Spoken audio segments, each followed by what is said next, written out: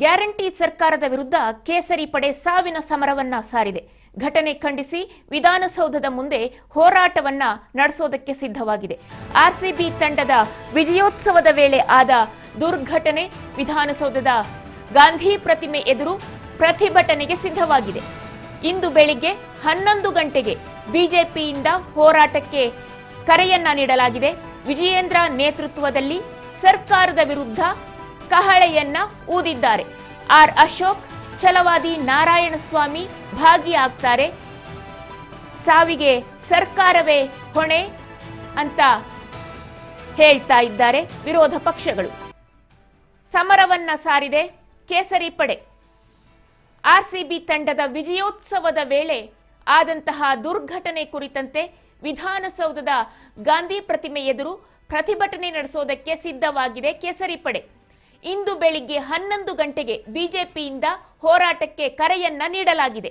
ವಿಜಯೇಂದ್ರ ನೇತೃತ್ವದಲ್ಲಿ ಸರ್ಕಾರದ ವಿರುದ್ಧ ಕಹಳೆಯನ್ನ ಊದಲಾಗಿದೆ. ಆರ್ ಅಶೋಕ್, ಛಲವಾದಿ ನಾರಾಯಣಸ್ವಾಮಿ ಈ ಒಂದು ಹೋರಾಟದಲ್ಲಿ ಭಾಗಿಯಾಗ್ತಾರೆ ಅಂತ ಗೊತ್ತಾಗ್ತಾ ಇದೆ. ಸಾವಿಗೆ ಸರ್ಕಾರವೇ ಹೊಣೆ, ಅಮಾನತ್ತು ಸರಿಯಲ್ಲ ಅನ್ನೋದು ಅವರ ವಾದವಾಗಿದೆ.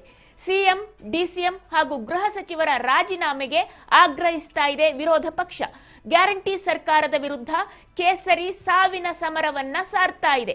ಗ್ಯಾರಂಟಿ ಸರ್ಕಾರ ಇದೀಗ ರಾಜೀನಾಮೆಯನ್ನ ಕೊಡಬೇಕು. ಘಟನೆ ಖಂಡನೀಯ. ವಿಧಾನಸೌಧದ ಮುಂದೆ ಹಾಗಾಗಿ ಹೋರಾಟ ನಡೆಸೋದಕ್ಕೆ ಸಿದ್ಧವಾಗಿದೆ ಬಿಜೆಪಿ. ಇದೇ ವಿಚಾರಕ್ಕೆ ಸಂಬಂಧಪಟ್ಟಂತೆ ನಮ್ಮ ಪ್ರತಿನಿಧಿ ಬಸವರಾಜ್ ದೂರವಾಣಿ ಸಂಪರ್ಕದಲ್ಲಿದ್ದಾರೆ. ಹೇಳಿ ಬಸವರಾಜ್, ಇದೀಗ ಕೇಸರಿ ಪಡೆ ಸಮರ ಸಾರೋದಕ್ಕೆ ಸಿದ್ಧವಾಗಿದೆ. ಇಂದು ಹೋರಾಟಕ್ಕೂ ಕೂಡ ಕರೆಯನ್ನ ನೀಡಿದೆ 11 ಗಂಟೆಗೆ. ಏನಿದೆ ಹೆಚ್ಚಿನ ಡೀಟೇಲ್ಸ್?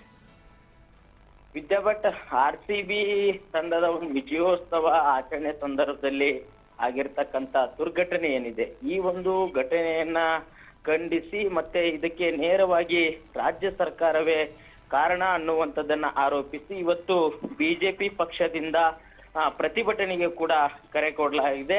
ವಿಧಾನಸೌಧದ ಗಾಂಧಿ ಪ್ರತಿಮೆ ಬಳಿ ಪ್ರತಿಭಟನೆಯನ್ನು ಕೂಡ ಹಮ್ಮಿಕೊಳ್ಳಲಾಗಿದೆ. ಇವತ್ತು ಬೆಳಗ್ಗೆ 11 ಗಂಟೆಗೆ ಆ ಪ್ರತಿಭಟನೆ ಆರಂಭವಾಗಲಿದೆ. ಬಿಜೆಪಿಯ ರಾಜ್ಯಾಧ್ಯಕ್ಷರು ಮತ್ತು ಶಾಸಕರು ಆಗಿರುವಂತಹ ವಿಜೇಂದ್ರ ಅವರ ನೇತೃತ್ವದಲ್ಲಿ ಕೂಡ ಈ ಪ್ರತಿಭಟನೆ ನಡೆಯಲಿದೆ. ವಿರೋಧ ಪಕ್ಷದ ನಾಯಕರುಗಳಾಗಿರ್ತಕ್ಕಂಥ ಆರ್ ಅಶೋಕ್, ಛಲವಾದಿ ನಾರಾಯಣಸ್ವಾಮಿ ಸೇರಿದಂತೆ ಬಿಜೆಪಿಯ ಸಂಸದರು, ಶಾಸಕರು, ವಿಧಾನ ಪರಿಷತ್ ಸದಸ್ಯರು ಎಲ್ಲರೂ ಕೂಡ ಅದರಲ್ಲಿ ಭಾಗವಹಿಸ್ತಾರೆ. ಪ್ರಮುಖವಾಗಿ ಈಗಾಗಲೇ ಈ ಒಂದು ದುರ್ಘಟನೆಯ ವಿಚಾರಕ್ಕೆ ಸಂಬಂಧಪಟ್ಟಂತೆ ರಾಜ್ಯ ಸರ್ಕಾರ ಕೆಲವೊಂದಿಷ್ಟು ಅಧಿಕಾರಿಗಳನ್ನು ಕೂಡ ಅಮಾನತು ಮಾಡಿರ್ತಕ್ಕಂಥದ್ದು, ಮತ್ತೆ ಗೋವಿಂದರಾಜ್ ಅವರನ್ನು ಕೂಡ ಅವರ ಸಿಎಂ ರಾಜಕೀಯ ಕಾರ್ಯದರ್ಶಿ ಸ್ಥಾನದಿಂದಲೂ ಕೂಡ ವಜಾಗೊಳಿಸಿದೆ.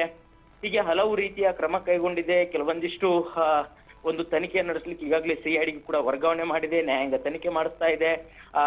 ಏನು ಸಾವನ್ನಪ್ಪಿರ್ತಕ್ಕಂಥವರಿಗೆ ಪರಿಹಾರನೂ ಕೂಡ ಕೊಡ್ಲಿಕ್ಕೆ ಘೋಷಣೆ ಕೂಡ ಮಾಡಿರ್ತಕ್ಕಂಥದ್ದು. ಹೀಗೆ ಹಲವು ರೀತಿಯ ಕ್ರಮ ಕೈಗೊಂಡಿದೆ. ಆದ್ರೆ ಬಿಜೆಪಿಯ ನಾಯಕರು ಇವತ್ತು ಇದಕ್ಕೆ ನೇರವಾಗಿ ಕಾರಣ ರಾಜ್ಯ ಸರ್ಕಾರವೇ ಅನ್ನುವಂಥದ್ದು. ಮೊದಲಿಗೆ ಸಿಎಂ ಸಿದ್ದರಾಮಯ್ಯವರು, ಡಿಸಿಎಂ ಡಿ ಕೆ ಶಿವಕುಮಾರ್ ಅವರು ಮತ್ತೆ ಗೃಹ ಸಚಿವರಾಗಿರ್ತಕ್ಕಂಥ ಪರಮೇಶ್ವರ್ 3 ಜನ ಕೂಡ ಇವರು ತಮ್ಮ ಸ್ಥಾನಕ್ಕೆ ರಾಜೀನಾಮೆ ಕೊಡಬೇಕು. ಎಲ್ಲೋ ಒಂದು ಕಡೆ ಒತ್ತಡ, ಅಧಿಕಾರಿಗಳ ಒಂದು ತಲೆದಂಡ ಕೂಡ ಇದು ಸರಿಯಾದ ಕ್ರಮ ಅಲ್ಲ. ತಾವು ಒಂದು ತಪ್ಪಿಸಿಕೊಳ್ಳುವಂತಹ ಪ್ರಯತ್ನಕ್ಕೆ ಈ ರೀತಿಯಾಗಿರ್ತಕ್ಕಂಥ ಕ್ರಮವನ್ನ ಕೈಗೊಂಡಿದೆ. ಇದು ರಾಜ್ಯ ಸರ್ಕಾರದ ನೇರ ಆಡಳಿತದ ವೈಫಲ್ಯವೇ ಇದಕ್ಕೆ ಕಾರಣ ಅನ್ನುವಂಥದ್ದನ್ನ ಆರೋಪಿಸಿ ಅವರು ರಾಜೀನಾಮೆ ಕೊಡಬೇಕು, ಮತ್ತೆ ಅಧಿಕಾರಿಗಳ ಅಮಾನತು ಕೂಡ ಅದನ್ನ ರದ್ದುಪಡಿಸಬೇಕು ಅನ್ನುವಂತಹ ನಿಟ್ಟಿನಲ್ಲಿ ಇವತ್ತು ಆಗ್ರಹವನ್ನು ಕೂಡ ಪಡಿಸಲಿದ್ದಾರೆ. ಹಾಗಾಗಿ ಏನು ರಾಜ್ಯ ಸರ್ಕಾರದ ವಿರುದ್ಧ ಇವತ್ತು ಪ್ರತಿಭಟನೆಗೆ ಬಿಜೆಪಿ ನಾಯಕರು ಮುಂದಾಗಿರ್ತಕ್ಕಂಥದ್ದು. ವಿದ್ಯಾಭಟ್, ಬಸವರಾಜ್, ಈ ಒಂದು ಪ್ರತಿಭಟನೆಯ ಸಂದರ್ಭದಲ್ಲಿ ಕುಮಾರಸ್ವಾಮಿ ಅವರು ಕೂಡ ಇರ್ತಾರಾ, ಹೇಗೆ ಅಂದ್ರೆ ದಳ ಕೂಡ ಇರುತ್ತಾ ಅನ್ನುವಂತಹ ವಿಚಾರ. ಜೊತೆಯಲ್ಲಿ ಇದೊಂದು ಸಾಂಕೇತಿಕ ಪ್ರತಿಭಟನೆ ಮಾತ್ರ ಆಗಿರುತ್ತಾ ಅಥವಾ ಈ ಪ್ರತಿಭಟನೆ ತೀವ್ರ ಸ್ವರೂಪವನ್ನ ತೆಗೆದುಕೊಳ್ಳಬಹುದಾ?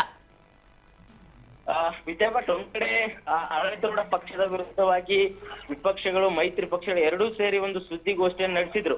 ಕುಮಾರಸ್ವಾಮಿ ಅವರು, ವಿಜಯೇಂದ್ರ ಅವರು, ಆರ್ ಅಶೋಕ್ ಅವರು ಸೇರಿದಂತೆ ಬಿಜೆಪಿ ಮತ್ತು ಜೆಡಿಎಸ್ ಎರಡೂ ಮೈತ್ರಿ ನಾಯಕರು ಕೂಡ ಸುದ್ದಿಗೋಷ್ಠಿ ನಡೆಸಿ ಸರ್ಕಾರದ ವಿರುದ್ಧವಾಗಿ ಹರಿಹಾಯ್ದ್ರು. ಆದ್ರೆ ಇದೀಗ ಹೋರಾಟ ಮಾಡುವಂತಹ ಸಂದರ್ಭದಲ್ಲಿ ಬಿಜೆಪಿಯ ನಾಯಕರೇ ಒಂದು ಪ್ರತ್ಯೇಕ ಹೋರಾಟವನ್ನ ಇವತ್ತು ಮಾಡ್ತಾ ಇದ್ದಾರೆ. ಅದರಂತೆ ಜೆಡಿಎಸ್ ಪಕ್ಷದವರು ಕೂಡ ಪ್ರತ್ಯೇಕವಾಗಿ ಹೋರಾಟ ಮಾಡುವಂತ ಸಾಧ್ಯತೆ ಇದೆ. ಯಾಕಂತಂದ್ರೆ ಇವತ್ತು ಪ್ರತಿಭಟನೆ ಮಾಡುವಂತಹ ಸಂದರ್ಭದಲ್ಲಿ ಕುಮಾರಸ್ವಾಮಿ ಅವರು ಭಾಗವಹಿಸ್ತಾರೋ ಇಲ್ಲತಕ್ಕಂತ ಮಾಹಿತಿ ಇಲ್ಲ, ಜೆಡಿಎಸ್ ಪಕ್ಷದ ನಾಯಕರು ಕೂಡ ಭಾಗವಹಿಸ್ತಾರೋ ಇಲ್ಲೋ ಅಂತಕ್ಕಂಥ ಮಾಹಿತಿ ಕೂಡ ಇಲ್ಲ. ಆದ್ರೆ ಬಿಜೆಪಿ ಪಕ್ಷದ ಎಲ್ಲ ನಾಯಕರು ಕೂಡ ಇವತ್ತಿನ ಪ್ರತಿಭಟನೆಗೆ ಬಿಜೆಪಿ ಪಕ್ಷವೇ ಕರೆ ಕೊಟ್ಟಿರ್ತಕ್ಕಂಥದ್ದು. ಅವರ ಪಕ್ಷದ ಶಾಸಕರು, ಸಂಸದರು, ವಿಧಾನ ಪರಿಷತ್ ಸದಸ್ಯರು ಎಲ್ಲರೂ ಕೂಡ ಅದರಲ್ಲಿ ಭಾಗವಹಿಸ್ತಾರೆ ಎನ್ನುವಂತಹ ಮಾಹಿತಿ ಕೂಡ ಸದ್ಯಕ್ಕೆ ಇರುವಂತದ್ದು. ಹಾಗಾಗಿ ಮೈತ್ರಿಯ ನಾಯಕರು ಕೂಡ ಅವರದೇ ಆಗಿರ್ತಕ್ಕಂಥ ಪ್ರತ್ಯೇಕ ಹೋರಾಟಕ್ಕೆ ಕೂಡ ಮುಂದಾಗುವಂತ ಸಾಧ್ಯತೆ ಇದೆ. ಈ ಒಂದು ನಿಟ್ಟಿನಲ್ಲಿ ಇವತ್ತು ಬಿಜೆಪಿ ನಾಯಕರು ವಿಧಾನಸೌಧದ ಒಂದು ಗಾಂಧಿ ಪ್ರತಿಮೆ ಎದುರಿಗೆ ಒಂದು ಸಾಂಕೇತಿಕವಾಗಿರ್ತಕ್ಕಂಥ ಹೋರಾಟ ಮಾಡ್ತಾರೋ ಅಥವಾ ತೀವ್ರ ಸ್ವರೂಪದಲ್ಲೇ ನಾವು ಹೋರಾಟವನ್ನು ಮಾಡ್ತೀವಿ ಅನ್ನುವಂಥದ್ದು ಆ ನಾಯಕರ ಹೇಳಿಕೆ ಆಗಿದೆ, ಮತ್ತೆ ಪಕ್ಷದ ನಿಲುವು ಕೂಡ ಆಗಿದೆ. ಆದ್ರೆ ಇವತ್ತು ಅವರ ಪ್ರತಿಭಟನೆ ಯಾವ ರೀತಿ ಸ್ವರೂಪವನ್ನು ಪಡೆದುಕೊಳ್ಳುತ್ತೆ ಅನ್ನುವಂಥದ್ದನ್ನ ನಾವು ಕಾದಷ್ಟೇ ನೋಡ್ಬೇಕಾಗಿದೆ. ವಿದ್ಯಾ ಭಟ್. ಧನ್ಯವಾದಗಳು ಬಸವರಾಜ್.